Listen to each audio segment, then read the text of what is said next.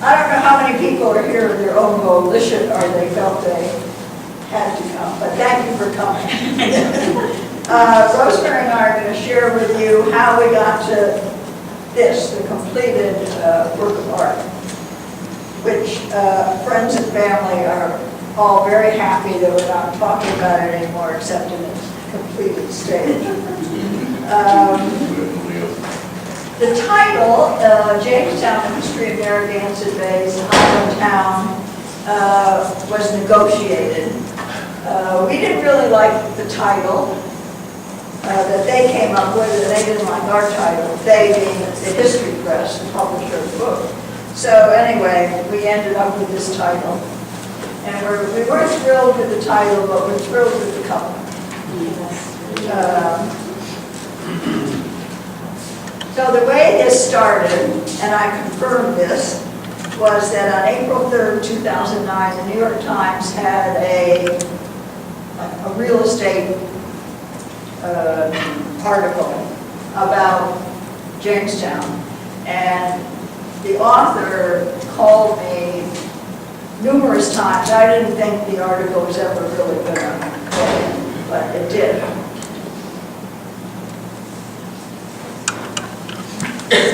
So the article was in the New York Times, and I was quoted. Harry Wright could have been quoted, but because I know they called him too, but they quoted me for some reason. So on April 20th, Saunders Robinson, an editor with the History Press, called me to talk about whether there was any book possibilities in our future together. During our last conversation, which was almost a year from our initial conversation, she told me she was leaving the company, and they were closing their Salem office where she was, and I asked her directly if she had contacted me because of the New York Times article, because I wanted to know. And she said, yes, that's why she contacted me. So I am smart enough not to embark on any major project now unless it involves Rosemary. Rosemary and I have worked together on several major projects, and we remain friends through it and to the end, and have gone on to work on other projects. So those publications are listed here, and they were for the Jamestown Press, Newport History published by the Newport Historical Society, and the Jamestown Historical Society. And today I was, as usual, I was looking for something and I couldn't find it, so I found something else. And I just like forgotten that we almost wrote a book for Arcadia Press called Then and Now. And we had an outline and we had multiple conversations with them, but we decided that, at least we think we decided not to do it because there really wasn't an opportunity to use a lot of new photographs, and there'd be a lot of repetition of what had been in other books, so we didn't want to do that. So after we had talked to the people, or after Sue had talked to them and involved me, we spent the next 6 months worrying about whether or not we could actually do this. What the History Press wanted was 40,000 words, 80 pictures, 128 pages. If any of you have looked at the book, you realize we didn't quite do that. They wanted it published on Memorial Day of 2010. We didn't do that either. But we knew we were going to do that one. From mid-April to mid-October, we just debated whether, what, how, what we were going to put in it, and came up with at least a partial outline.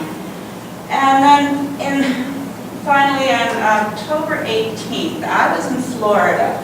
Sue was here. So she put everything together and emailed it to me with, I went through my emails and I found all these emails that sort of tell you the way we communicated and how we did what. So she sent it to me, I did the calculations and filled in how many words we thought we'd come up with, what topics we thought we'd follow, and told her how many pictures I thought that would involve.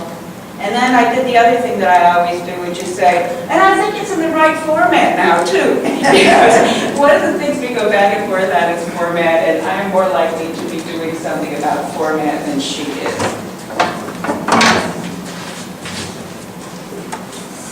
Are you doing timeline or not? No, you won't. Okay. This is the timeline once we actually made the decision.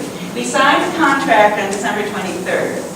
Obviously, we'd already done quite a bit of work on it since the first internal review, i.e. the first time I sent anything for Sue to actually read that I had written, was on January 7th.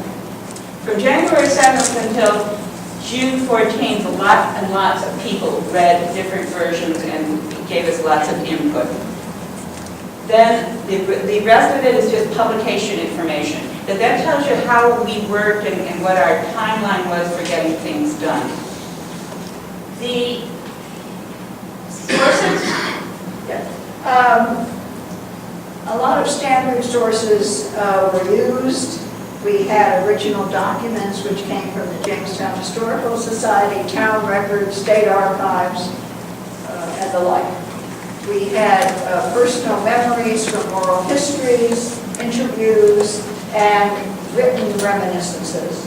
Then we had newspapers and newsletters. I've been compiling newspapers for years, and I've forgotten how many years I've been doing This Week in Island History, but I have all of that information in like one massive file, so it's easy to look things up. And I've been collecting things for 25 years, and if you looked at my office, you'd assume I'd never thrown anything away, which is probably true.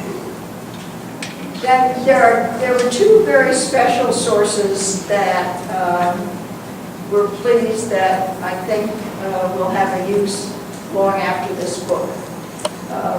Rosemary wanted some information on demographics, and I decided to use federal census records which are available through this library, through Ancestry.com, which the library subscribes to for like $1,600 a year. I ended up using the census records from 1880. 1890 census was lost in a fire, 1900 and 1930. I started to look at 1920, but you look at the actual record that was filled out by the enumerator, and the enumerator in 1920 had terrible handwriting. So I spent like a solid week doing nothing but going through every person living in Jamestown in these 3 different time periods. And I looked at where the parents were born, the parents' birthplace of adults who lived in households in Jamestown, and their occupations. So then I summarized it on the right there. You can see how I summarized it for occupations. And all of this work ended up in less than 2 pages in the book. So this is kind of how we collected enough for 40 volumes, but we only have 1. The other thing was we knew we wanted to cover the last 60 years, which nobody has really done. So it was daunting to even consider how you were going to collect information for 60 years. There is something that the newspapers, the Newport Daily News, the Standard Times, and the Jamestown Press have done for varying periods of time, and that's the year in review. So I got copies of all that I could. The ones that didn't have the year in review, I had to go through the whole year, either on a weekly paper or a daily paper. And then 2 very cooperative people, Ginny Saunders and Dick Alphin, were recruited, and the 3 of us typed up all of these years in review from 1949 to 2009. So that is a resource that will go way beyond this project.